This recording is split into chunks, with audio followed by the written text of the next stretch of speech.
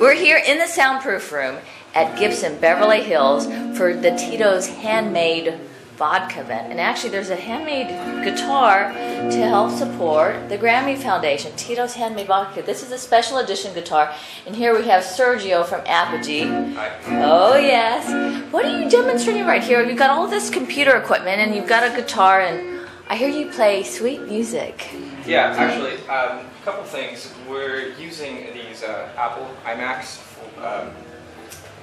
and we're using GarageBand, which has guitar modeling. For those of you that play guitar, guitar modeling is usually software that emulates specific types of amplifiers, usually classic amplifiers like Marshalls and Vox and stuff like that. So I'm using this guitar interface made by Apogee, which is a company that I work for. And the interface allows me to plug my guitar into the device, and the device is actually plugged into these speakers. I could also run it into an amplifier and play my guitar through GarageBand and use all the effects of GarageBand to have a full rig setup, whatever you want to create in GarageBand. So I'm just going to go over here to GarageBand and show you guys really quickly what I mean. So I have my guitar plugged into Gio and Gio plugged into the computer. So I'm going to use these buttons to go through different sounds. And you might want to get a shot of the actual screen.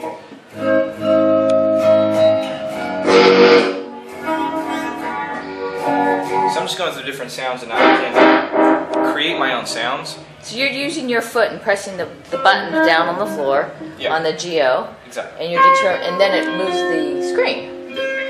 Oh, that's kind of cool. It goes through different presets. So I can go back a preset. I can go forward. You'll notice as I'm going through different presets down here, the lights keep changing color.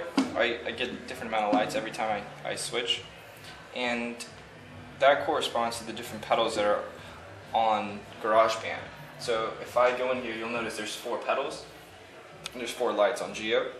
So if I go in here, and let's say I want to take this red fuzz pedal, drag it in, it'll give me the red fuzz at the bottom, which I can turn off and turn on. Oh, just like a real pedal board, basically. Okay.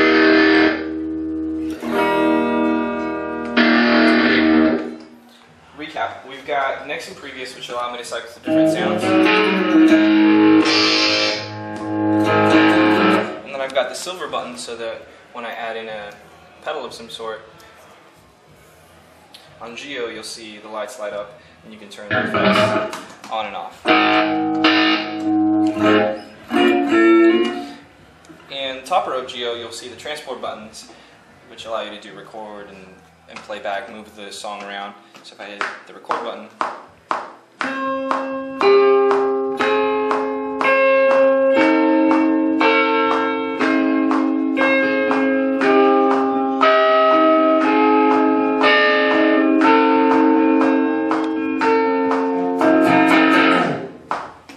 stop it, go back on Gio. Basically, I don't have to touch the keyboard. I can do everything from Gio with my foot. And that sounds really easy. Yeah, it is easy. You plug your guitar in, you plug in Gio, you open up GarageBand, which comes in every Mac, and you've got all the guitar modeling, you've got the controller, you've got an entire rig. Kind of one of my favorite parts. I showed you guys in GarageBand that you can cycle through different presets and turn on different pedals and do the recording stuff. In Logic, though, you can actually go in and assign the buttons to do different things, which is kind of my favorite thing because I don't find myself switching through different presets very often when I'm recording. I do find myself going up and down the track list. I create the tracks that I want to use, and I find the sounds that I want to use, and then I record. So what I've done here in Logic is I've assigned the next and previous button down here to go up and down the track list. So if you want to get a quick snapshot. So I'm going down and up the track list, which is kind of cool, I think, because then I can go to tracks really quickly, especially if I'm in the control room and I don't really have access to my computer. Let's say I'm with an amp or something. This is a quick way for me to access different tracks. And another thing I did was I assigned this last button on Gio to record enable the track, or arm the track as some people call it. Basically, make the track active for recording. So if I go down to track number 8, which is the metal track, I can hit the button and then I've got my metal sound. Or I can go down to my Rockabilly Church and hit the record enable button, or the button that I assigned to record enable. I've got the Rockabilly sound. And just like in GarageBand, the top row buttons are assigned to do record, play, stop. And so, yeah, that's what it is in Logic. Sergio, what do you have in your hand? So this is a USB drive, actually, with the Tito logo on it. And the whole idea is that we have these little USB drives, and we have the Mac with GarageBand. We have Gio, which is allowing us to plug our guitar in, and basically people can come and create music and take it home with them on their USB drive. Yeah. Titos Handmade, and you can take it with you. That's right. Is this available only on Mac? It works only with Mac, yes. Okay. And is there a long ramp-up period, or is this really easy to learn?